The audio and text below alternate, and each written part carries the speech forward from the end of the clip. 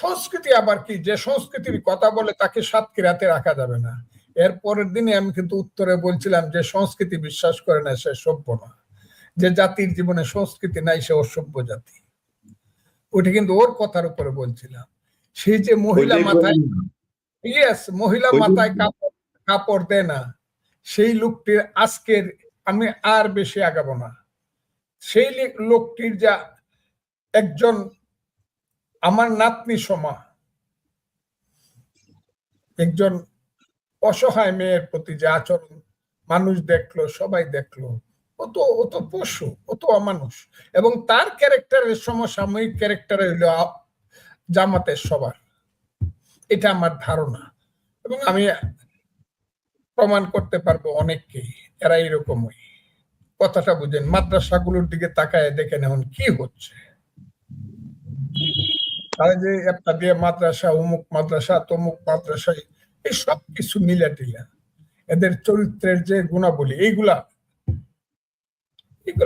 কইয়া শেষ করা যায় না। কাজে আমি মনে করব যে জামাত তাকে বাইর করে দিয়া নিজেদের পাপ কিছুটা স্খলন করার চেষ্টা করছে।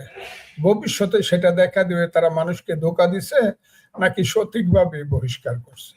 তবে আমি মনে করি এই লোকটি যদি আরো কিছুদিন পৃথিবীতে বেঁচে থাকে, সে যদি মানুষের ঘরে জন্ম নিয়ে থাকে, তার আর পার্লামেন্টে মুখ দেখানো ঠিক না, আর পার্লামেন্টও তাকে আর গ্রহণ করা ঠিক না। কারণ এই লোকটি পার্লামেন্টে থাকলে দুর্গন্ধ ছড়াবে এবং সারা পৃথিবীর মানুষ চাইয়ে দেখবে এইখানে একজন দর্শক বসে আছে, একদম বাস্তব জলজ্যান্ত দর্শক পার্লামেন্টে বসে আছে। এবং দুর্ভাগ্যক্রমে আমার সিটের থেকে তার সিটের দূরত্ব মাত্র 5 ফুট। বিপদটা ওই জায়গাতে। একটু বন্ধ করো।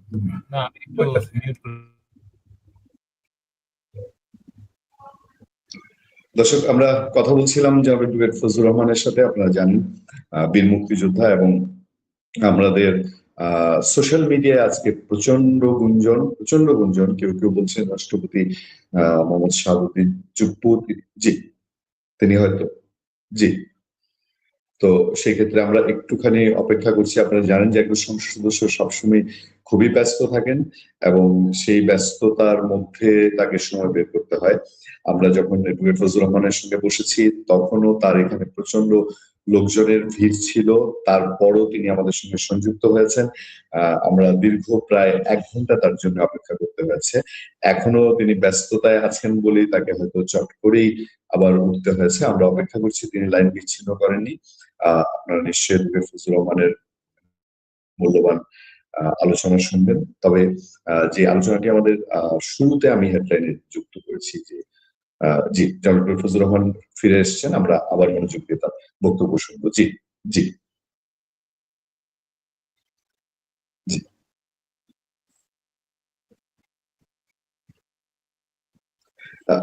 মিউট হয়ে গেছে। আমি দিচ্ছি, এখন শুনতে পাচ্ছেন? জি এখন শুনতে পাচ্ছি। জি আচ্ছা, দ্বিতীয় প্রশ্নটা বোধহয় আপনার ছিল যে রাষ্ট্রপতি কি বলছিলেন, মহামান্য রাষ্ট্রপতি। আমি এই প্রসঙ্গে আরেকটু জানতে চাই, সেটা হলো যে আপনি একজন আইনে দীর্ঘ আপনার আইনি ক্যারিয়ার এবং সংবিধান সম্পর্কে আপনি জানেন। এই ধরনের ক্ষেত্রে বাংলাদেশের আইনে একজন এমপির ক্ষেত্রে কি হয় পরবর্তীতে? তিনি কি সংসদ সদস্য থাকতে পারেন নাকি থাকতে পারেন না?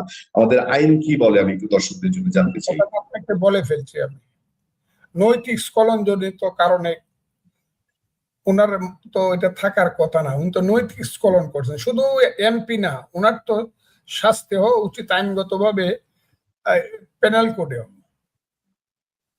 আচ্ছা জি, আমি আজকে আমরা সন্ধ্যার পর থেকে সোশ্যাল মিডিয়ায় খুব সয়লাম। কেউ কেউ বলছেন রাষ্ট্রপতি মোহাম্মদ শাহাবুদ্দিন তিনি পদত্যাগ করে ফেলেছেন, কেউ কেউ বলছেন আগামী শুক্রবার তিনি পদত্যাগ করবেন, এবং নতুন রাষ্ট্রপতি নিয়েও সোশ্যাল মিডিয়ায় আলোচনা যে নাসিমুল গনি যিনি মন্ত্রী পরিষদ সচিব তিনি রাষ্ট্রপতি হতে যাচ্ছেন। আমি একটু জানতে চাই, আপনি সরকারি দলের সিনিয়র একজন সদস্য, আপনার কাছে এই ধরনের কোনো ইনফরমেশন আছে কিনা এবং রাষ্ট্রপতির পদত্যাগের প্রেক্ষাপট তৈরি হয়েছে কিনা জনাব ফজলুর রহমান? আপনাকে অসংখ্য ধন্যবাদ। প্রশ্নটা জাতীয়, আর আমি জাতীয় রাজনীতি করি, আর আমি সরকারি দল হিসাবে না, এমপি হিসাবে নয়, ফজলুর রহমান হিসাবে, রাজনীতিবিদ হিসাবে উত্তরটা দিতে চাই।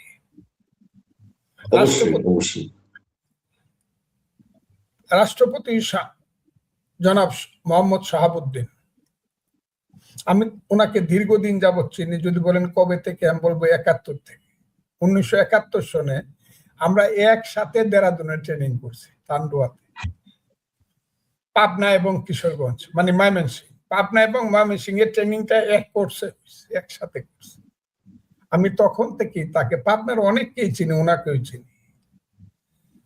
উনি একটা পর্যায়ে চাকরিতে চলে গেলেন। উনি 75 পর্যন্ত সঠিকভাবে পলিটিক্স করে চাকরিতে চলে গেলেন, এবং উনি বিচারক হিসাবে চাকরি করলেন। তারপরে অন্যান্য চাকরিও করেছেন। কিন্তু আমি যতটুকু তাকে চিনি, দোষ ত্রুটি প্রত্যেক মানুষেরই থাকে।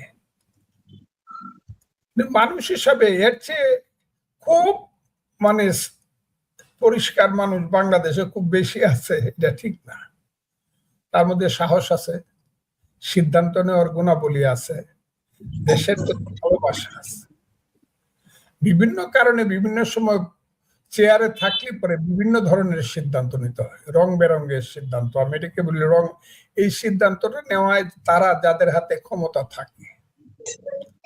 কাজেই এর বাইরে যদি চিন্তা করেন, মহামান্য রাষ্ট্রপতি জনাব মোহাম্মদ শাহাবুদ্দিন, উনি কিন্তু সাহসী মানুষ এবং সঠিক মানুষ। দেখেন, ইউনূসের মতো একটা ক্রিমিনাল সরকারের সাথেও কিন্তু সে 1.5 বছর রয়েছে, ক্রিমিনাল।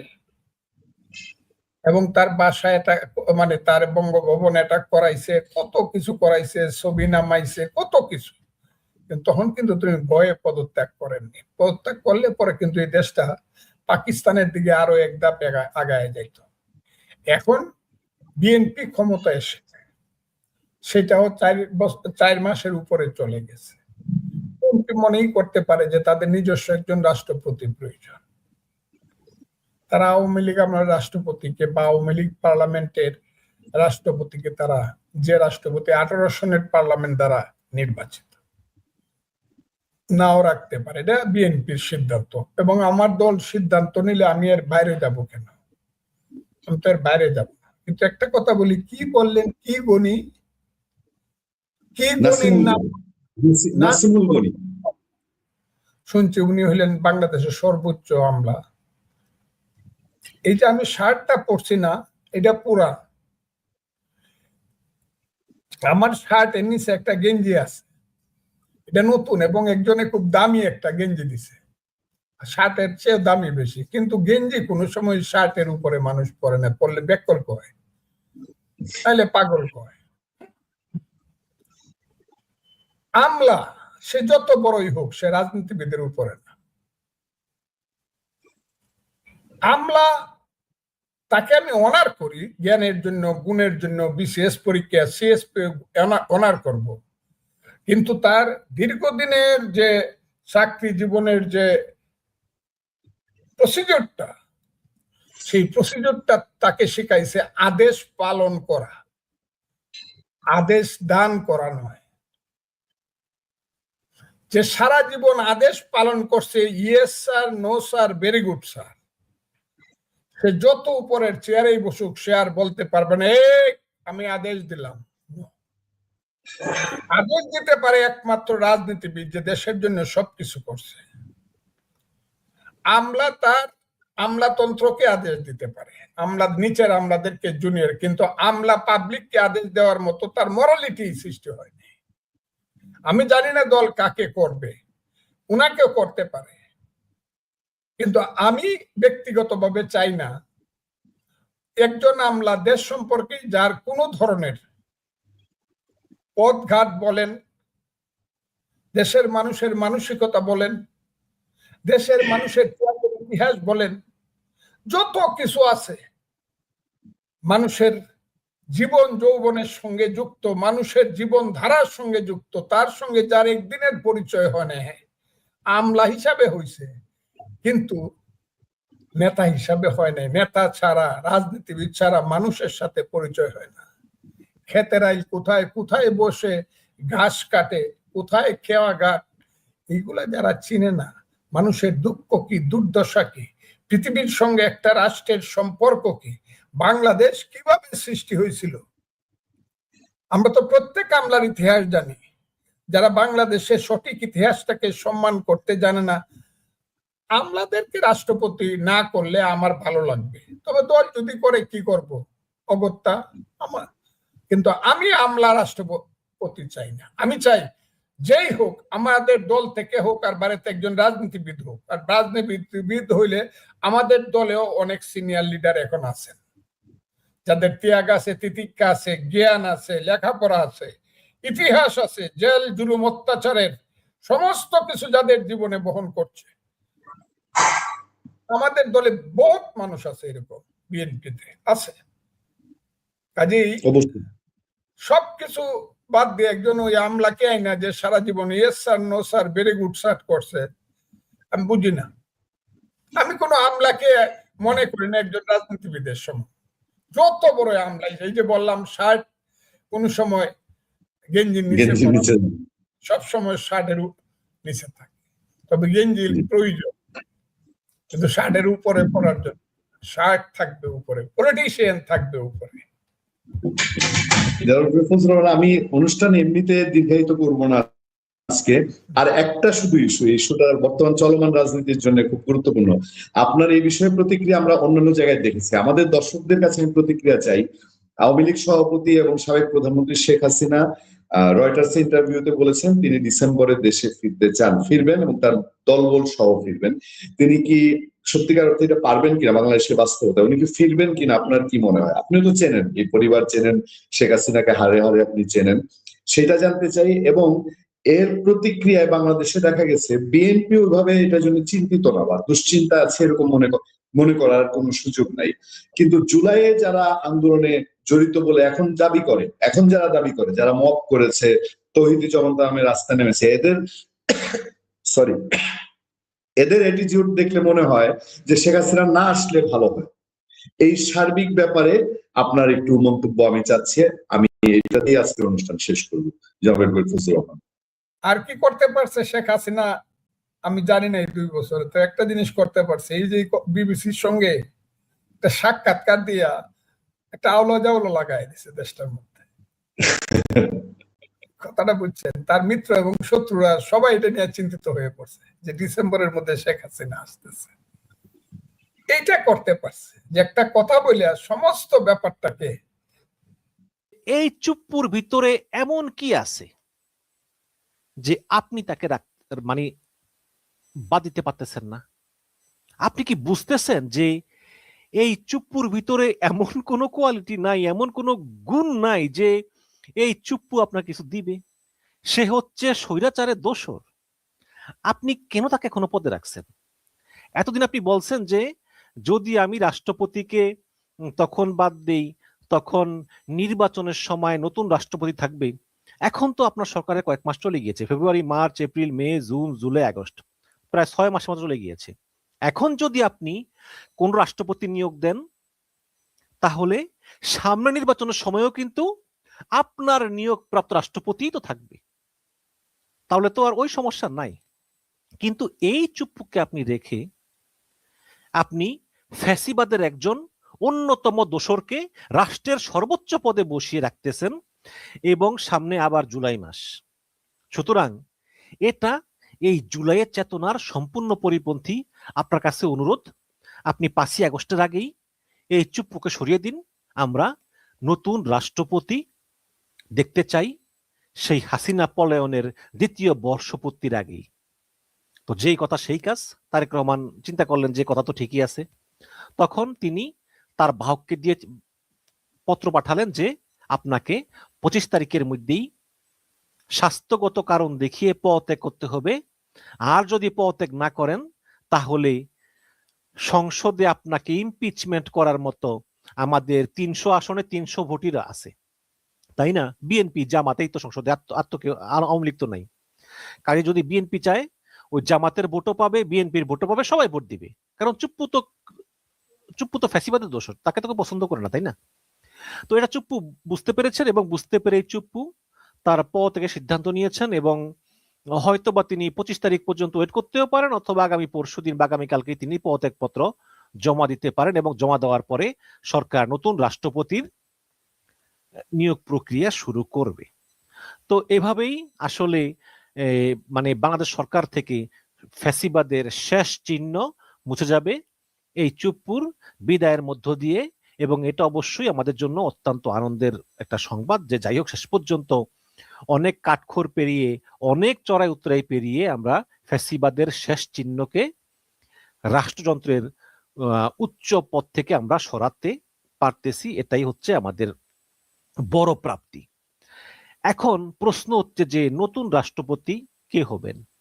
জুলকারনাইন সায়ের তিনি বলেছেন যে মন্ত্রী পরিষদ সচিব নাসিমুল গনি হবেন পরবর্তী রাষ্ট্রপতি। কিন্তু আমার কাছে বিষয়টা না মানে ঠিক মতো মনে হয় না, হয়তো তিনি কোনো মিস ইনফরমেশন পেয়েছেন। কারণ নাসিমুল গনি তিনি হচ্ছেন মন্ত্রী পরিষদ সচিব। একজন রানিং মন্ত্রী পরিষদ সচিবকে রাষ্ট্রপতি বানানো এইরকম নজিরবিহীন ঘটনা বাংলাদেশে তারা কেমন ঘটাবেন? ওইসব তো ঘটেছে। তো শেখ হাসিনা যখন চুপ্পুকে রাষ্ট্রপতি বানালেন তখন তো ওবায়দুল কাদের রেগে আগুন। ওবায়দুল কাদের মনে করছে তাকে বানানো হবে, তাই না?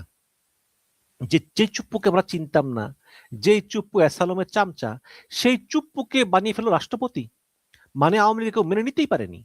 কিন্তু শেখ হাসিনা তার নিজের ইচ্ছে বানিয়েছিলেন। এখন গণতান্ত্রিক দেশে মানে এই এই পার্লামেন্টারি ডেমোক্রেসি সিস্টেমে কিন্তু প্রধানমন্ত্রীর কথাই শেষ কথা। তারেক রহমান ইচ্ছা করলে যাকে মন চায় তাকে রাষ্ট্রপতি বানাতে পারেন, সেই শক্তি তার আছে। কিন্তু প্রশ্ন হচ্ছে যে তিনি রাষ্ট্রপতি কি এমন কাউকে বানাবেন যিনি কিনা পলিটিশিয়ান না? সাধারণত কোন দল ক্ষমতা থাকলে তা সবচেয়ে সিনিয়র যে পলিটিশিয়ান তাকেই বানায়। এটার একমাত্র ব্যতিক্রম ছিল এই রাষ্ট্রপতি চুপ্পু, শেখ হাসিনার নিয়োগপ্রাপ্ত। এখন সংবাদ হচ্ছে দুটো, একটা হচ্ছে যে মির্জা ফখরুল ইসলাম আলমগীর, তাকে বলা হয়েছে যে আপনি রাষ্ট্রপতি পদে বসেন, কারণ এক নম্বর হচ্ছে আপনি সিনিয়র রাজনীতিবিদ, দ্বিতীয় হচ্ছে আপনি নির্বাচনের সময় বলেছেন যে এই নির্বাচনই আপনার শেষ নির্বাচন, আপনি আর হতে চান না। আর 3 নম্বর হচ্ছে যে রাষ্ট্রপতি পদে আপনার চেয়ে যোগ্য আর কেউ নাই। আপনার স্বাস্থ্যগত কারণ, স্বাস্থ্য ভালো না তেমন একটা, আপনি পার্লামেন্টে আসবেন, ডিবেট করবার কোনো দরকার নাই। তার চেয়ে আপনি রাষ্ট্রপতি পদে আসীন হন, আসীন হলে আমাদের জন্য এটা ভালো হয়। কারণ তারেক রহমানরা বর্তমানে আপনি বিএনপির জন্য অনেক করেছেন, সব কোনো সন্দেহ নাই, তিনি করেছেন, একাধিকবার জেল কেটেছেন, এবং মির্জা ফখরুলের মধ্যে কি নেতা খুব কম পাওয়া যাবে। এখন মির্জা ফখরুল এখনো এ ব্যাপারে পুরোপুরি আশ্বাস দেননি, তিনি বলেছেন তিনি ভেবে জানাবেন। যদি সেটা না হয় তাহলে হয়তো স্পিকারের পদ থেকে মেজর হাফিজউদ্দিন আহমেদ বীর বিক্রমকে সরিয়ে দেওয়া হতে পারে এবং সরিয়ে দিয়ে তাকে রাষ্ট্রপতি পদে নিয়োগ দেওয়া হতে পারে। সেক্ষেত্রে আরেকজন স্পিকার পদে আরেকজনকে নিয়োগ দেওয়া হতে পারে। এই হচ্ছে গিয়ে বিষয়। তবে এখনো কোনো কিছুই ক্লিয়ার না। আপনারা অনেক গুজব শুনবেন, অমুকে রাষ্ট্রপতি হচ্ছে, অমুক রাষ্ট্রপতি সংযোগের মাধ্যমে অনেক মানে গুজব শুনবেন, কিন্তু বড় কথা হচ্ছে তারেক রহমান রাষ্ট্রপতি পদে সিনিয়র রাজনীতিবিদ ছাড়া কাউকে করবেন না। নাসিমুল গণিত প্রশ্নই আসে না। হয়তো এমন হতে পারে খন্দকার মোশাররফ হোসেন বা ডক্টর মঈন খান, এমন সিনিয়র কাউকে তিনি রাষ্ট্রপতি পদে বিবেচনা করবেন বলেই শোনা যাচ্ছে, বাট এখনো ক্লিয়ার না। কিন্তু অনেকেই অনেক কথা অনেককে দিয়ে বলাচ্ছে।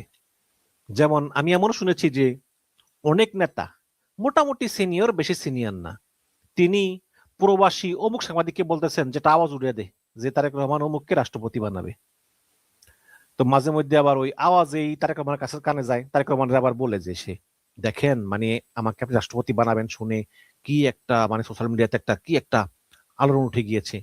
তারপর তখন চিন্তা করবো তারেক রহমান যে আচ্ছা তাই তো, তাহলে তো ওরই বানিয়ে দিতে হয়, এরকম আর কি। এরকম অনেক সাংবাদিকদেরকে অনেকে ফোন করে বলে যে আমার নামটা আওয়াজ উঠাও যে আমি রাষ্ট্রপতি হচ্ছি। বিষয়টা তা না।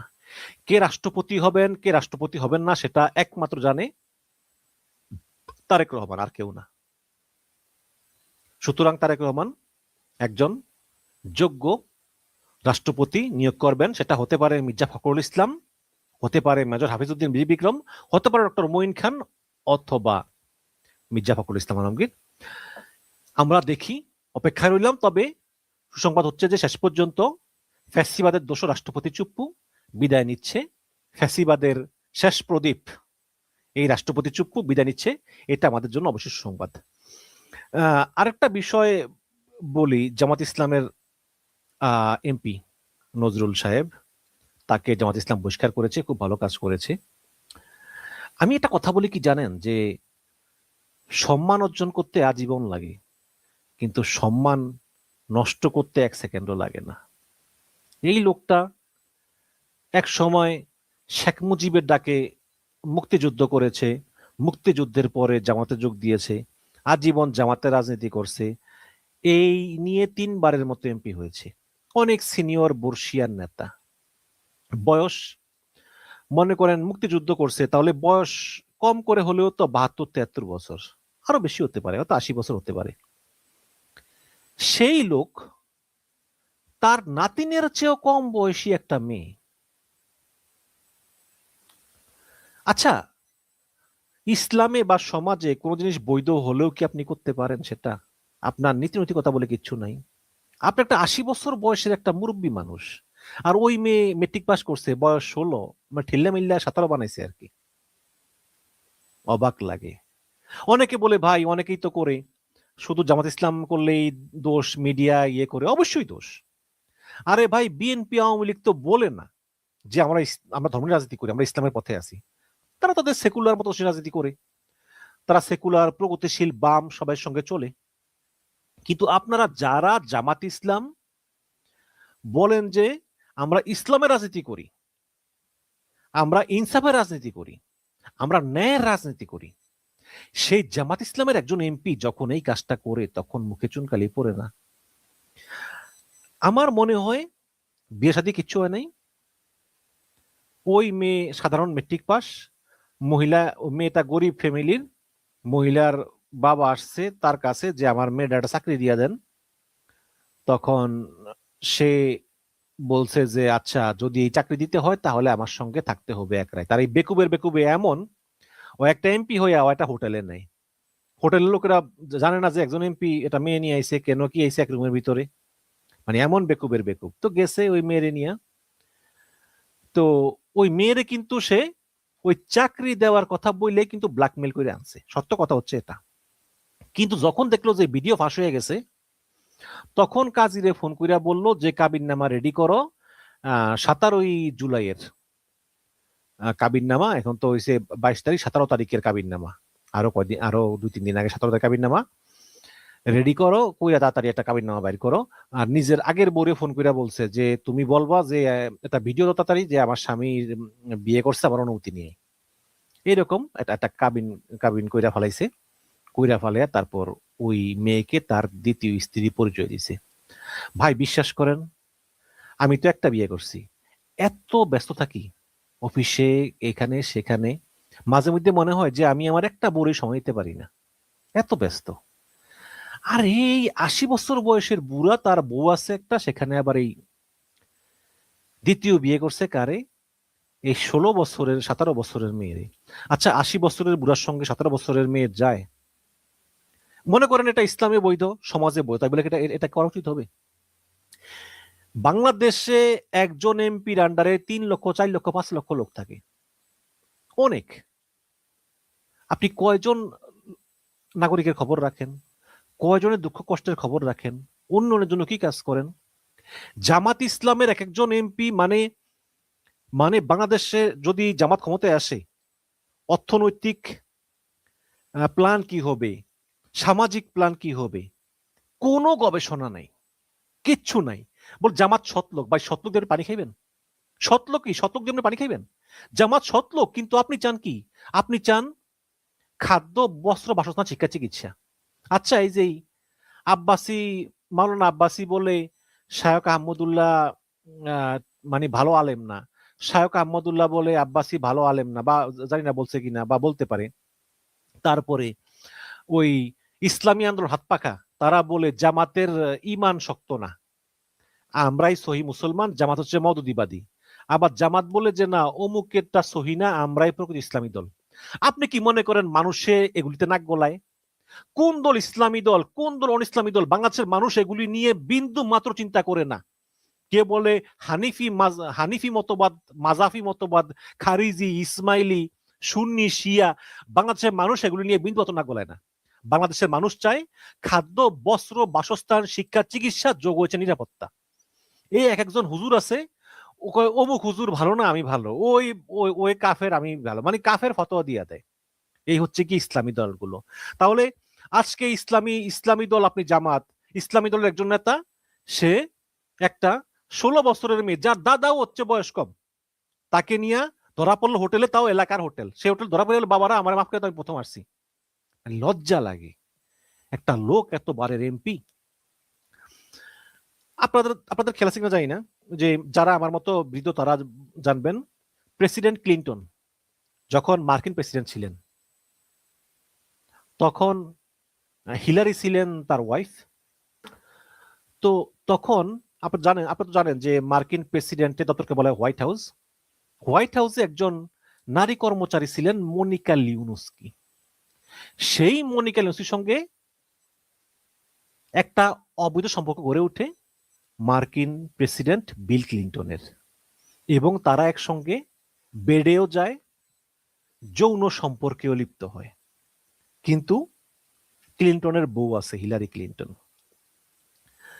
তো আমেরিকার আইনে, এমনকি বাংলাদেশের আইনেও, যদি কোনো নারী স্বেচ্ছায় কোনো পুরুষের সঙ্গে যৌন প্রক্রিয়া লিপ্ত হয়, সেটা কোনো অপরাধ বলিয়া গণ্য হইবে না, কারণ এখানে নারী পুরুষ স্বেচ্ছায় অংশগ্রহণ করিয়াছে। তাদের স্ত্রী বা স্বামী থাকতে পারে এর আগে, কিন্তু তারা তো অংশগ্রহণ করেছে এটা। সুতরাং ক্লিন্টন যা করেছে এটা কিন্তু আমেরিকার আইনে কিন্তু এটা কোনো অন্যায় না। কিন্তু তারপরেও সিনিয়ররা বলতেছে যে ক্লিন্টন একজন মার্কিন প্রেসিডেন্ট হয়ে সেই কাজ করতে পারে না। একজন মার্কিন প্রেসিডেন্ট যদি স্ত্রী থাকা অবস্থায় স্ত্রীর সঙ্গে চিট করে, তাহলে আমেরিকার জনগণ এই প্রেসিডেন্টের কাছ থেকে কি শিক্ষা লাভ করবে? তখন এই ক্লিন্টনের বিরুদ্ধে ইমপিচমেন্ট আনা হয় কংগ্রেসে, house of senate, house of রিপ্রেজেন্টেটিভে। যদিও ক্লিন্টন ভাগ্য ভালো, ক্লিন্টন সেই ইমপিচমেন্টে, অথবা বাংলায় বলে অভিশংসন, সেই অভিশংসন প্রস্তাবে ক্লিন্টনের অভিশংসনের পক্ষে বেশি ভোট পড়ে নাই, ফলে সে যাত্রায় ক্লিন্টন বেঁচে যান। বাট এটা হলো একটা শিক্ষা যে কোনো জিনিস ইসলামের দৃষ্টিতে বা রাষ্ট্রের দৃষ্টিতে বৈধ হলেই সেই জিনিসটা করা যায় না। আর আপনি একজন 80 বছর বয়স্ক একজন এমপি, আপনার এখন উচিত জনগণের উন্নয়নের চিন্তায় মশগুল থাকা। আর আপনি সেই জায়গায় একটা মেয়ে চাকরি নিতে আসছে, আপনার নাতিনের চেয়েও কম বয়সী, ওই মেয়ের বাবা মনে হয় এই এমপির ছেলের চেয়েও ছোট, তাকে ভুলিয়ে ভালিয়ে ভোগ করে আপনি আবার তার বাবাকে বলেন ভিডিও বানাইতে, তার মাকে বলেন ভিডিও বানাইতে, আবার নিজের আগের ঘরের বউকে বলেন ভিডিও বানাইতে। পাবলিক কি বোকা? পাবলিক গুলো বোঝে না। এখন জামাত ইসলাম সঠিক পদক্ষেপে নিয়েছে, কারণ এই দুষ্ট গরুর চেয়ে সৈন্য গোয়াল অনেক ভালো। আমরা যেই নতুন পদাঙ্ক অনুসরণ করেছি 5 আগস্টের পর থেকে রাজনীতির, এটার একটা অন্যতম উদাহরণ হলো যে আপনি যত বড়ই হন না কেন, এই নজরুল কিন্তু জামাত ইসলামের কেন্দ্রীয় মজলিসের সুরা সদস্য, অত্যন্ত পাওয়ারফুল একজন পলিটিশিয়ান। সেই নজরুলকে জামাত মাফ করে নাই, একদম পত্র পাঠ বিদায় করে দিয়েছে। এটা আমাদের জন্য একটা শিক্ষা। তবে বিএনপি একটু ভয় আছে। এখন বিএনপির কথা হচ্ছে যে আবার আমাদের কোন এমপি কোন মেয়ে ধরা খায়, তাহলে তো মনে করেন যে জামাত যেহেতু বসে করছে তাকে তো বসে করতেই হবে। তো বিএনপি একটু ভয় আছে। বিএনপি যদি জামাতকে বহিষ্কার না করতেও, তাহলে বিএনপি খুশি হতো। বিএনপি বলতো যে ওই দেখো জামাত তো বহিষ্কার করে না, আমরা বহিষ্কার করবো কেন? এখন বিএনপি চিন্তায় আছে যে যদি আমাদের কোনো নেতা ধরা খায় নারী নিয়ে, তাহলে তো বিশাল বড় সমস্যা। আমার মনে কি জান, আমার মনে হয় যে আপনার 80 বছর বয়স বা 90 বছর হোক, যখন ক্ষমতার টাকা একসঙ্গে আসে, তখন মনে হয় সবার মানে যৌন আকাঙ্ক্ষা বাইরে যায়, তখন নারীর সঙ্গে খুব ইচ্ছা করে।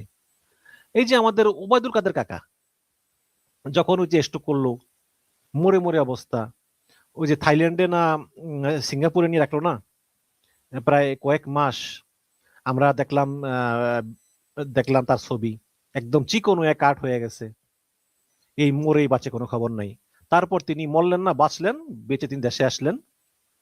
আসার পরে তার হার্টের সমস্যা, তিনি বিভিন্ন নিয়ম কানুন মেনটেন করেন, চলতে হয়।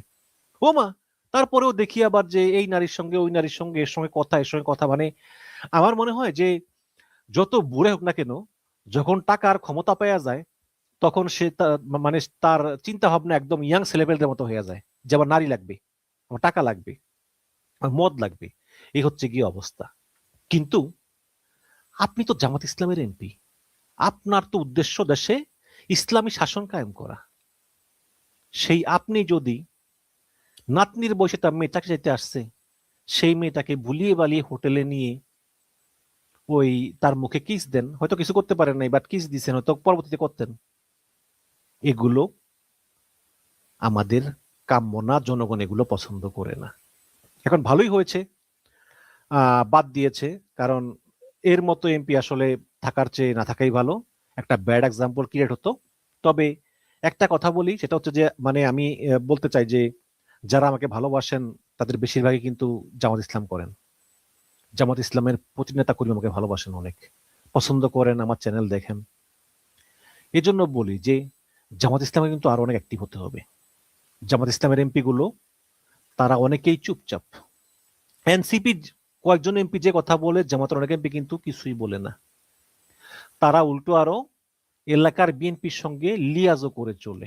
আমি অনেকের নাম বলতে পারি, যে এই যে আমাদের সালাউদ্দিন আইয়ুবী ভাই, ওই শিবিরের সাবেক সাবেক সভাপতি, তিনি কোন জায়গার জন্য এমপি হয়েছেন?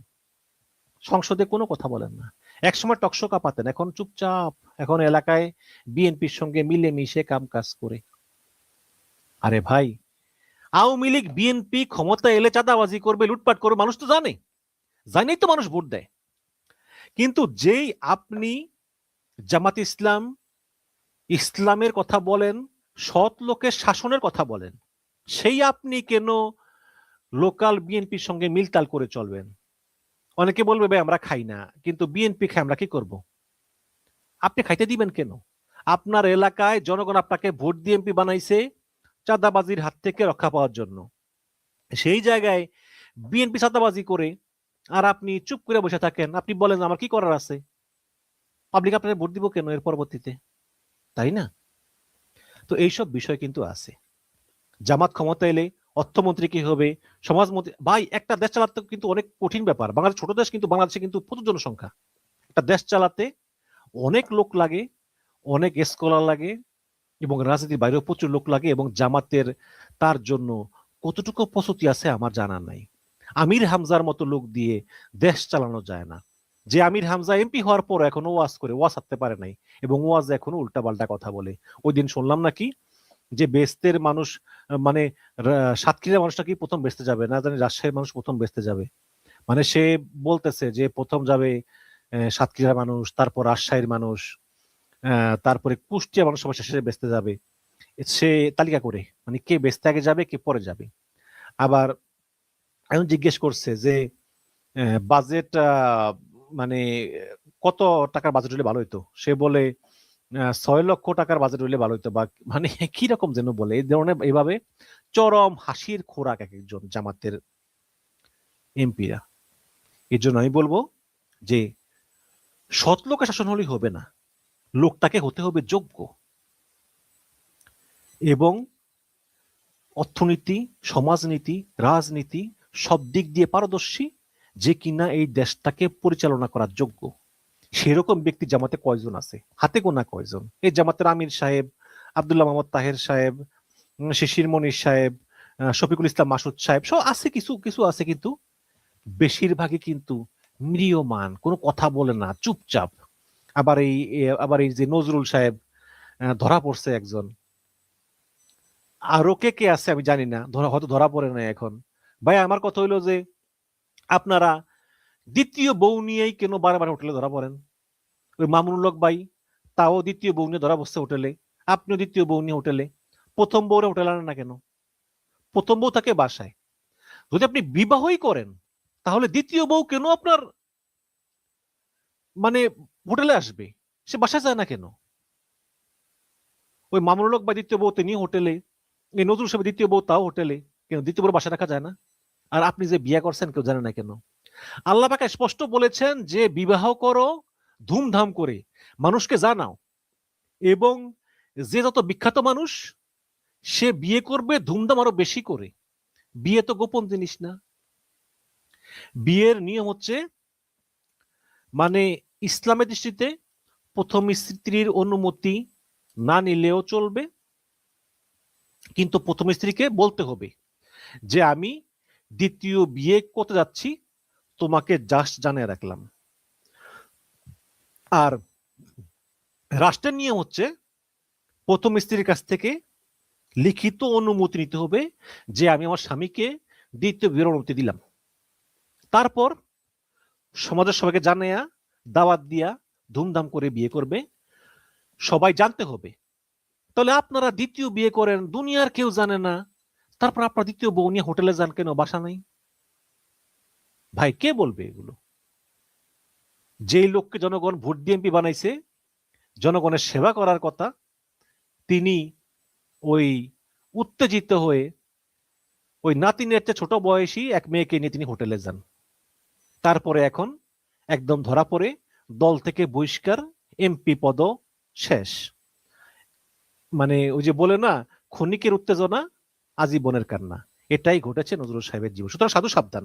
এবং আপনাদের মতো রাজনীতিবিদরা, আমি সবাইকে বলতেছি, বিএনপি, জামাত, এনসিপি সবাইকে বলতেছি যে আপনারা যদি এরকম হন যে পরশ্রী কাতর, নারী কাতর, তাহলে ভারতীয় গোয়েন্দা সংস্থা র এর যে হানি ট্র্যাপ গুলো আছে ও তো সহজেই পা দিবেন, সহজেই পা দিবেন, পা দিয়া টিয়া একদম দেশের সকল গোপন তথ্য পাচার করে দিবেন এবং দেশটাকে একটা বিপদের মুখে ঠেলে দিবেন, যেটা আমরা মোটেই চাই না। কিছু কমেন্ট পড়ি আমি, তারপর অনুষ্ঠান শেষ করব। ফারুক লিখেছেন এনসিপি কে সাথে নিয়ে জামাত সরকার গঠন করবে, দেখা যাক। বাবু পাটোয়ারি লিখছেন মিশন ভাই আপনি তো বাংলাদেশে থাকেন না, আমরা যারা থাকি বাংলাদেশ সমাজ ব্যবস্থা এমন হয়েছে এখানে কোনো সুস্থ জ্ঞান সম্পন্ন লোকের বসবাস করার উপযোগী নাই, এটার জন্য পুরোপুরি দায়ী এই সেকুলার রাজনীতিবিদরা। আচ্ছা। কামরুল হাসান লিখেছেন সংবিধান অনুযায়ী কি সব ঠিক হয়ে যাবে? সংবিধান সব ঠিক হয়ে যাবে কিনা এটা সালাউদ্দিন ভাইকে জিজ্ঞেস করেন। তারপরে আব্দুল্লাহ লিখেছেন নোয়াখালীর সুবর্ণচর থেকে দেখছি ভিডিও। আচ্ছা আচ্ছা, দেখতে চান, ভালো কথা। তারপরে একজন লিখেছেন এমডি জাহিদুল ইসলাম, আহমেদ ভাই রাশেদ খানকে যদি উপদেষ্টা বানায় তাহলে কেমনে আশা করেন যে তারেক রহমানের কাছ থেকে? আচ্ছা ওই রাশেদ খানকে, আচ্ছা হ্যাঁ, ওই যে একজন বলছে কি যে শেখ হাসিনা একটা ইয়ে পালতো, হাসান মাহমুদ পালতো, হাসান মাহমুদ, আমরা বলতাম হাসাও মাহমুদ, এই হাসাও মাহমুদ পালতো বেগম জিয়াকে গালিগালাজ করার জন্য। এখন তারেক রহমান একটা রাশেদ খান পালতেছে, রাশেদ খানকে সচিব বানাইছে ওই জামাতকে গালিগালাজ করি। যে আপনার জামাতের রাজনীতির জন্য বড় ধাক্কা এক অর্থে তাই যে আপনার নতুন প্রেক্ষাপটে এবং নতুন করে 5ই আগস্টের পরে তারা যে নতুন শক্তি হিসেবে আবির্ভূত হয়েছে এবং তারা নিজেরাও নানা রকম প্রচার করেছেন। কিন্তু আমরা যেটা জানি ইতিহাস পড়ে কিংবা আপনার ধরেন রাজনৈতিক যে ক্রোনোলজি সেটা দেখে আমরা যেটা জানি যে ব্রিটিশ আমল থেকে তারা এমন একটা দল যে তারা বারবার ভুলই করেছেন। তারা পাকিস্তানের বিরোধিতা করেছেন, তারপরে পাকিস্তানে আসার পরে বাংলাদেশের বিরোধিতা করেছেন, বাংলাদেশের 71 সালে যে মুক্তিযুদ্ধ সেটা বিরোধিতা করে তারা শুধু বসেই থাকেননি, তারা সশস্ত্র যুদ্ধে অংশগ্রহণ করেছেন। এবং সেটার জন্য আপনার একদম পাকিস্তান তৎকালীন যে সরকার তারা গেজেট করে একদম অক্সিলিয়ারি ফোর্সের ভিতরে আবার কতগুলো ছিল রাজাকার, আল-বদর, আল-শামস, এবং সেটা বাংলাদেশের মুক্তিযোদ্ধা সংসদ সম্পর্কিত যে আইন সেখানে কিন্তু ইউনূস সরকারও সেটাকে আপনার ডিলিট করতে পারে। সুতরাং তারা যে একদম আপনার এক হচ্ছে ইতিহাসের তথ্য, মানে ইতিহাস প্রতিষ্ঠিত সত্য, আর একটা হচ্ছে আইনের সত্য, সবকিছু মিলে তারা কিন্তু মানে মুক্তিযুদ্ধের বিরোধী শক্তি, বাংলাদেশ বিরোধী শক্তি।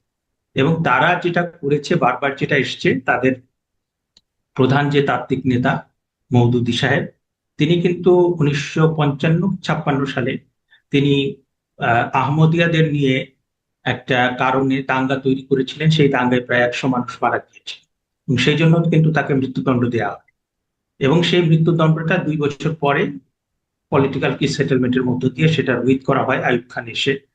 তো এই যে দলটা, এই দলটাকে আমরা জানি কিন্তু বিভ্রান্তি তৈরি করার দল হিসেবে, মুনাফিকি করার দল হিসেবে। কারণ 71 সালে তাদের যে রিপোর্ট সেটা হচ্ছে তারা জেনোসাইড নিজেরাও করেছেন এবং জেনোসাইড যারা করেছে তাদের সহযোগী ছিলেন, তারা ধর্ষণ করেছেন, ধর্ষণে সহযোগিতা করেছেন, তারা লুপ্তরাজ করেছেন। সেজন্য 1972 সালে আপনাদের স্পেশাল ট্রাইব্যুনালে তাদের বিচার হয়েছে। পরবর্তীতে 2010-11 পরে 71-এর মানবতা বিরোধী অপরাধের কারণে তাদের বিচার হয়েছে। সুতরাং আমরা কিন্তু তাদের এই মুনাফিকি চরিত্র এবং পলিটিক্যাল ডিসঅনেস্টি কিংবা ধরেন ইন্টেলেকচুয়াল ডিসঅনেস্টি, এবং আপনি ধরেন ইসলামের নামে, কারণ এইখানে ধরেন যে মোটামুটি একটা ঐক্য আছে। আপনি দেখবেন যে বিএনপির তরফ থেকেও আমি যতটুকু জানি যে আপনার ইলেকশনের সময় বলা হয়েছে যে আমরা মদিনার ইসলামে বিশ্বাস করি, আমরা জামায়াতে ইসলামের কিংবা মওদুদের ইসলামে বিশ্বাস করি না। এবং আপনার সাবেক প্রধানমন্ত্রী শেখ হাসিনাও কিন্তু বারবার বলেছেন যে আমরা মদিনার ইসলামে বিশ্বাস করি এবং মদিনা সিটি স্টেটে প্রফেট মুহাম্মদ যে আপনার সেকুলার প্রিন্সিপাল ফলো করেছিলেন আমরা সেটা অনুসরণ। হ্যাঁ, এবং তাদের যে আপনার আমরা 5ই আগস্টের পরে তারা একটা ভাবমূর্তি নিয়ে নামলেন যে জামাত হচ্ছে সৎ মানুষের দল, জামাতের লোকজন দুর্নীতি করে না, তারা হচ্ছে বিশুদ্ধ চরিত্রের। কিন্তু এখন মানে আমরা তো আগেও তাদের নানা রকম মুনাফিকি দেখেছি, আমরা আগেও তাদের নানা রকম বিভ্রান্তি তৈরি করা কিংবা প্রতারণা করা, তারপরে মানুষ হত্যার সাথে জড়িত থাকা, ধর্ষণের সাথে জড়িত থাকা। এবার তারা নতুন একটা ইমেজ নিয়ে এসছেন এবং সেই ইমেজটাও কিন্তু আপনার ধরেন নানাভাবে সেটা বিতর্কিত হয়েছে, প্রশ্নবিদ্ধ হয়েছে। একটা দুইটা ঘটনা না, অনেক ঘটনা, আপনার প্রচুর ঘটনা আপনার উল্লেখ করা যাবে। হ্যাঁ, এবং তারা দেখেন আপনার নারী স্বাধীনতার ব্যাপারে তারা তাদের জামাতে ইসলামের যে সংবিধান, সেই সংবিধানে তারা মানে ধর্মভিত্তিক যে শাসন ব্যবস্থা সেটার কথা বলেছে। আবার ওদিকে তারা এই নির্বাচনকে সামনে রেখে ওয়েস্টার্ন ধাঁচের যে গণতন্ত্র সেটার কথা বলছে। এই ওয়েস্টার্ন ধাঁচের গণতন্ত্র তো তারা অনুমোদন করেন না। তো এই যে তাদের যে মানে দলীয় তারপরে আদর্শিক মুনাফিক, এবং আপনি ধরেন যে হিন্দু প্রার্থী তারা করেছিলেন, সেটা প্রচুর আপনার বিতর্কিত হয়েছে যে তারা কি করে একজন হিন্দুকে প্রার্থী করেন, সেটা তাদের দলীয় যে ম্যানিফেস্টো, তারপর তাদের যে আদর্শ সেটার সাথে কতটুকু যায়। আপনি যখন একদম ঘোষণা করবেন যে না বাবা আমরা এই মানে এরকম একটা দল হলেও আমরা সমস্ত মানে অন্তর্ভুক্তিমূলক একটা রাজনীতি করছি, কিন্তু ওখানে দেখেন যে নারীদের ক্ষেত্রে তারা কি করলেন, একজন নারীকেও তারা কিন্তু নমিনেশন দিলেন না। হ্যাঁ, ওদিকে আবার তারা নারী অধিকারের পক্ষে কথা বলছেন, 5 ঘন্টা করে দিবেন। এবং সবচেয়ে বিতর্কিত যেটা হয়েছিল যে আপনার ওনাদের আমির ওনার এক্স হ্যান্ডেলে একটা পোস্ট দিয়েছিলেন এবং সেটা ফাঁস হয়ে যাওয়ার পরে আমরা দেখলাম যে তিনি যেটা বলেছেন যে আপনি কর্মজীবী মহিলা যারা তাদেরকে তিনি পতিতার সাথে তুলনা করেছেন। এবং এইটা নিয়ে মামলা করতেও গিয়েছিলেন কয়েকজন, তাদের ঠেকানো হয়েছে। এবং আপনি তাদের তৃণমূলের নানা নেতাকর্মী বিভিন্ন সময় একই কথা বলেছেন, এই যে যারা এই কর্মজীবী মহিলা যারা সকালে উঠে রেডি হয়ে অফিস আদালতে যান, কর্মক্ষেত্রে যান, তাদেরকে সেটা বলেছেন। তো এই যে মুনাফিক, যে নারীকে আপনি আসলে সম্পূর্ণ পূর্ণাঙ্গ মর্যাদার মানুষ বলে মনে করেন না, নারীকে আপনি ভোগের পণ্য মনে করেন, নারীকে আপনি একটা মানে আপনার সমমানের মনে করেন, আপনি একটা মানে আপনার যে মানে women is subject to you. এই যে আপনার প্রত্যেকটা জায়গাতে মুনাফিক, মানে আপনি গণতন্ত্র নিয়ে হোক, মানবাধিকার নিয়ে হোক, নারী নিয়ে হোক, প্রত্যেকটা জায়গায় তারা যে মুনাফিকি করে তারপরে তারা জান্নাতের টিকিট বিক্রি করা শুরু করলেন। এবং সেটা তো আপনার পথে ঘাটে, এটা তো আপনি শুনতেই পাবেন যে জামাতে ইসলাম যেভাবে জান্নাতের টিকিট বিক্রি করছে, মানে তাতে তো জান্নাতে যাওয়া যেমন সহজ হবে, কিন্তু জামাতের রাজনীতির জন্য সেটা খুব বড় মানে তাদের সেই মানে তাদের সেই কনসিকুয়েন্স যেটা হবে সেটা তাদের চুকাতে হবে। হ্যাঁ, কারণ তুমি যে রাজনীতি আজকে করছো সেটার ফলাফল তো তোমাকে বিবেচনা করতে হবে। সুতরাং সবকিছু মিলে তারপর আপনি দেখেন কিছু মুক্তিযোদ্ধাও যোগ দিলেন কিংবা তারা যোগ দেওয়ার যে আমরা মুক্তিযুদ্ধের পক্ষে। হ্যাঁ, তো এই যে সবকিছু মিলে তাদের যে মুনাফিকের যে রাজনীতি সেটা কিন্তু মানে উন্মোচিত হয়ে যাচ্ছে। জি। আচ্ছা, এখন আমি একটু অন্য প্রসঙ্গে, ঠিক অন্য প্রসঙ্গ না, এই রাজনীতি প্রসঙ্গে আরেকটা কথা বলি, যে এরই মধ্যে আপনি দেখছেন যে দেশের যদিও জামাত বিএনপি দুইটাই তো সংসদের বড় দল, তাদের মধ্যে একসময় ঐক্য ছিল, একসময় একসঙ্গেই ছিলেন, কিন্তু এখন যে জিনিসটা নিয়ে বিরোধ হচ্ছে সেটা হলো জুলাই সনদ, জুলাই সনদের বাস্তবায়ন, সংবিধান সংশোধন নাকি সংবিধান সংস্কার, সংবিধান সংস্কার পরিষদ গঠন, এই যে নানা রকম কথাবার্তা আসতেছে। এবং বিএনপি বারবার বলছে আমরা জুলাই সনদ অক্ষরে অক্ষরে বাস্তবায়ন করবো। তো বাস্তবায়ন করলেই বা কি হবে? আপনি কি মানে এই যে জুলাই সনদ দিয়ে যে টানা হেঁচড়া যে চলছে, যেটা অথবা সংবিধান সংস্কার বা সংশোধন নিয়ে যে কথাবার্তা হচ্ছে, এই পুরো বিষয়টাকে আপনি কিভাবে দেখছেন? মানে বিষয়টা হচ্ছে যে আমাদের তো বাংলাদেশের 55 বছর হয়ে গেল। তো অর্ধ শতাব্দীর বেশি তো একটা রাষ্ট্রের জন্য একদম কম সময় না। 1972 সালে আমরা যে সংবিধানটা করেছিলাম সেইখানে আপনি সংবিধানকে বলে supreme law of the land, এবং সেখানে আপনার সরকারের যে 3টা বিভাগ, নির্বাহী বিভাগ, তারপর আইন বিভাগ এবং বিচার বিভাগ, তাদের কর্মপরিধি কি হবে, তাদের ক্ষমতা কি হবে, তারা কি রকম কাজ করবেন, সেইটা একটা আউটলাইন ছিল। স্থানীয় সরকার কি হবে, ইলেকশন কমিশন কিভাবে কাজ করবে। তো ওই সংবিধানটাকে আমি মনে করি মোটামুটি একটা ভালো সংবিধান, একটা যুদ্ধ বিধ্বস্ত দেশের শুরু করার। কিন্তু এই সংবিধানটাকে আপনার রিভিউ করতে, যে এটা পৃথিবীর সব জায়গায় হয়েছে। আপনার মার্কিন যুক্তরাষ্ট্রে তারা তাদের সংবিধান 7টা আর্টিকেল ছিল, পরবর্তীতে তারা অনেকগুলো সংশোধনের মধ্য দিয়ে আস্তে আস্তে সেই মানে সংবিধানকে আপ টু ডেট করেছে কিংবা সময়ের সাথে তাল মিলিয়ে নিয়েছে। এখন বাংলাদেশের ক্ষেত্রে সেটা আপনার অবশ্যই আমরা দাবি করতে পারি যে আপনার এখানে ধরেন যে ক্ষমতার যে ভারসাম্যহীনতার কথা বলা হয়, যে প্রধানমন্ত্রীর হাতে অতিরিক্ত ক্ষমতা দেওয়া হয়েছে, তারপরে আপনার ইলেকশন কমিশনকে আরো বেশি শক্তিশালী কিংবা স্বাধীন করা, কিংবা বিচার বিভাগের স্বাধীনতা আমরা পুরোটা দেখি না। হ্যাঁ, তারপরে আমরা প্রধানমন্ত্রীর মেয়াদ 2 মেয়াদ বেঁধে দেব কিনা, এই যে আপনার মৌলিক সংস্কারগুলো এসছে, এবং যাতে করে আপনার সুশাসনটা নিশ্চিত হয়, যাতে করে জনগণের অধিকারকে আরো বেশি শক্তিশালী করা যায়, তো সেইটার সাথে আমার কোনো দ্বিমত নাই। এখন কথাটা হচ্ছে যে এইটা কিন্তু আপনি কনস্টিটিউশন সংশোধন করেই করতে পারতেন। এটা কিন্তু সংবিধানকে কবর দেওয়ারও কোনো দরকার নেই, ছুঁড়ে ফেলারও দরকার নেই। তো 5ই আগস্টের পরে আমরা যেটা দেখলাম যে এইখানে ওই ডক্টর মোহাম্মদ ইউনূস এবং তার সাঙ্গপাঙ্গ যারা মানে মুক্তিযুদ্ধ বিরোধী শক্তি, তারপর উগ্রবাদী শক্তি, তারা কি করলো যে তারা নিজস্ব হিডেন এজেন্ডা নিয়ে আসলো, যে 71 সালকে ছুঁড়ে ফেলতে হবে, সংবিধান ছুঁড়ে ফেলতে হবে, জাতীয় সঙ্গীত পরিবর্তন করতে হবে, তারপরে আপনার রাষ্ট্রীয় চাল মূলনীতি পরিবর্তন করতে হবে, এইটাকে বাতিল করে দিয়ে নতুন নতুন আপনার জুলাই চার্টারের ভিত্তিতে সবকিছু করতে হবে।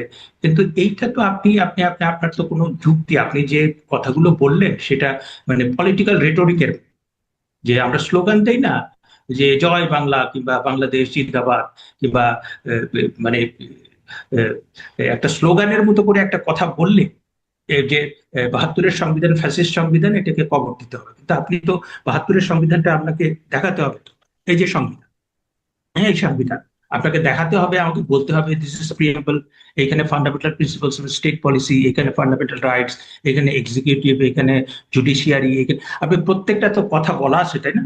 তা আপনি তো সেটা আলোচনা করে আপনাকে দেখাতে হবে যে এই সংবিধানটা ভাই চলে না। আপনি সেটা না বলে নিজের মতো করে একটা কথা বললেন, এবং আপনি কিছু বিদেশি সুশীলকে ভাড়া করলেন যারা আপনার কথার চাতুরি দিয়ে যে 72-এর সংবিধান যদি থাকে তাহলে পরে ওই মানে যারা মুক্তিযুদ্ধ বিরোধী শক্তি মানে তাদের সব সময় সেটা গাত্রদাহ হয়, কিংবা তারা সেখানে মানে 72-এর কিংবা মুক্তিযুদ্ধের কোনো কিছু আসলে তাদের পরাজয় এবং তাদের যে মানে তারা কিভাবে জাতির সাথে প্রতারণা করেছিলেন, কিভাবে পরাজিত হয়েছিলেন, সেটি বারবার চলে আসে। সেই জন্য তারা ছলে বলে কৌশলে এটাকে বাতিল করতে চেয়েছেন। তো এই যে বিষয়গুলো, কারণ আপনি সংস্কারের ব্যাপারে কিন্তু আমার নিজেরও দ্বিমত, কিন্তু তারা যখন এসে সেকেন্ড রিপাবলিকের কথা বললেন, তারা যখন এসে গণপরিষদের কথা বললেন, এবং আমি শুধু তখন হাসতাম, এবং আপনাদের কারো কারোর সাথে যখন এই ইউটিউবে কথা বলেছি যে এই বাচ্চা বাচ্চা ছেলেরা সেকেন্ড রিপাবলিক কি বোঝে, গণপরিষদ কি বোঝে, কোন প্রেক্ষিতে সেটা করা যায় তারা জানে। আর এই যে আপনার সংস্কারটা করলেন, আপনি যে কোনো বাংলাদেশের যে কোনো সংস্কার যদি আপনি করতে হয়, আপনি মানে প্রফেসর কার্জন, মাসুদ কামাল, এরকম মানে 20 জন, 50 জন, 1000 জন মানে দিনের পর দিন আলোচনা করলেও কিচ্ছু হবে না। কারণ এইখানে যে পলিটিক্যাল মেজর স্টেক হোল্ডার, যে আপনি বাংলাদেশের কোনো রাজনৈতিক সংস্কার কিংবা সাংবিধানিক সংস্কার, এইটা আওয়ামী লীগ বিএনপির কনসেপ্ট ছাড়া এটা হবে না, অ্যাজ সিম্পল অ্যাজ দিস। হ্যাঁ, আপনি যখন কোনো কিছু করবেন, আপনি সাংবাদিকদের যখন কিছু করবেন, সাংবাদিকরা হচ্ছে সবচেয়ে বড় স্টেক হোল্ডার। তাদের মতামত ছাড়া, তাদেরকে না নিয়ে আপনি যদি সেটা করেন, সেটা কি টিকবে? সুতরাং এইখানে আমরা রাষ্ট্রীয় সংস্কার যাই বলি, আপনার সেটা রাজনৈতিক দলগুলো সেটার একমত হতে হবে, নইলে পরে আপনার মানুষের মধ্য দিয়ে এমন একটা ইতিবাচক চাপ তৈরি করতে হবে যাতে করে সেটা তারা করেন। কিন্তু বিষয়টা হয়েছে যে তারা একটা মানে কৌশলের আশ্রয় নিয়েছেন, এবং এই যে আপনার গণভোটটা হলো, যে গণভোটটা তো পুরোপুরি অবৈধ ছিল। কারণ আপনার মানে যখন গণভোটটার কথা বলা হয়, তখন কিন্তু বাংলাদেশের সংবিধান কিংবা কোনো আইনে গণভোটের কোনো কথা ছিল না। পরবর্তীতে অর্ডিন্যান্স করে গণভোটের কথা বলা হয়, এবং সেই অর্ডিন্যান্সটাও কিন্তু আপনার পরবর্তী যে সংসদ, মানে বর্তমান সংসদ ভ্যালিডেট না করলে এটার কোনো মূল্য নাই। হ্যাঁ, এবং আপনি এটা ছলে বলে কৌশলে, কিন্তু আপনার যদি না থাকতো সংবিধানের ভেতরে যে সংশোধন করে আমি রিফর্ম করতে পারছি না, তখন আপনি সেটা করতে পারতেন। কিন্তু আপনি সেটাকে অ্যাভয়েড করে একটা জটিলতা তৈরি করলেন, এবং রেফারেন্ডাম যে কোয়েশ্চেন, আপনি 4টা কোয়েশ্চেনের ভিতর 68টা কোয়েশ্চেন ঢুকিয়ে দিলেন, এবং সেটা আপনার একটা প্যাকেজ। হ্যাঁ না কিভাবে হবে সেটা আমরাই বুঝতে পারি না, সাধারণ মানুষ কি করে বুঝবে? এই যে আপনার একটা প্রতারণা, একটা কূটকৌশল, এই যে মানুষকে ধোঁকাবাজির এই সমস্ত বিষয়ের কারণে শেষ পর্যন্ত এটা হয়নি। এবং অন্তত বিএনপিকে আমি কনগ্রাচুলেট করি যে দে টুক দি ভেরি কারেক্ট ডিসিশন, যে তারা সংসদ সদস্য হিসেবে আপনার শপথ নিয়েছেন, কিন্তু সংবিধান মানে সংশোধন পরিষদের সদস্য হিসেবে তারা শপথ নেননি। এটা খুব ভালো কাজ হয়েছে। জি, তাহলে এখন আবার জামাত যে আপনাকে এখন তারা রাজপথে আন্দোলনের কথা বলছে, এবং তাদের জুলাই যে সনদটা সেটা বাস্তবায়ন না করলে এবং সেভাবে সংবিধান সংশোধন